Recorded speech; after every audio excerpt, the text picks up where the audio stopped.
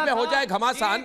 मैं कहता हूं इतना, मैं सिर्फ इतना कहता हूं, मेरी बात सुनिए अजय अरोड़ा और विशाल मिश्रा, मेरी बात सुनिए शांति से मेरी बात सुनिए।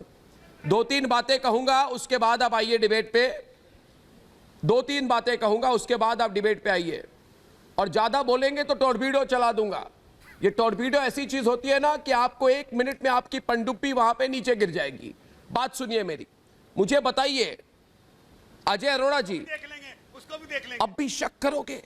शक, मेरी बात सुनो, इतना शक अपने देश पे, इतना शक अपनी सेना पे, इतना शक अपने प्रधानमंत्री पे, इतना शक चीन पे, इतना विश्वास पीपल्स लिबरेशन आर्मी पे, कितना विश्वास चीन के चाटुकारों को बेजिंग पे इतना विश्वास और भारत पे इतना शक।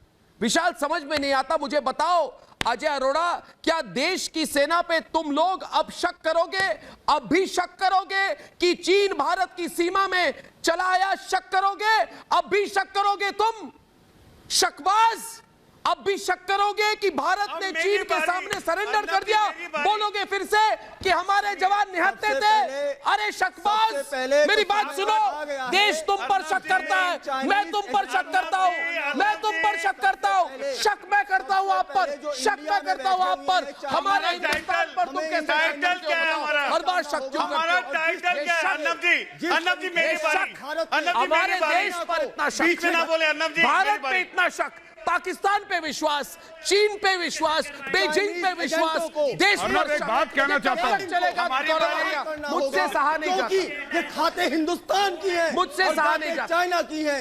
ये जब देखो तब अर्नब एक बात कहना चाहता हूं मैं, भारत का नेतृत्व, एक छोटी सी बात कहना चाहता हूं। सब पर सवाल उठाते हैं, अर्नब सवाल उठाते हैं, ये वही अर्नब है, ये वही आपको सुना, आप प्लेकार्ड नीचे रखिए। विशाल मिश्रा बोलिए, विशाल मिश्रा बोलिए, विशाल मिश्रा डिबेट पे है। भारतीय फौजों को खून देने के लिए अपने ही कैडर के, अपने विशाल ही मिश्रा कैडर के लोगों को निकाल दिया। विशाल मिश्रा डिबेट पे है। कम्युनिस्ट पार्टी है। कृपया देश को गलत जानकारी ना दें।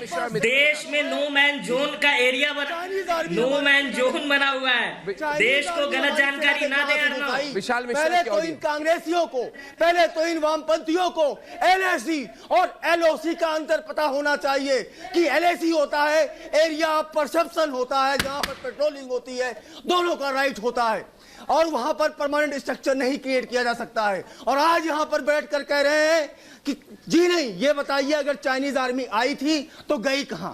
अरे हमारे 20 जवान जो शहीद हुए वो इसलिए शहीद हुए कि उन्होंने चाइना को मुंह तोड़ जवाब दिया।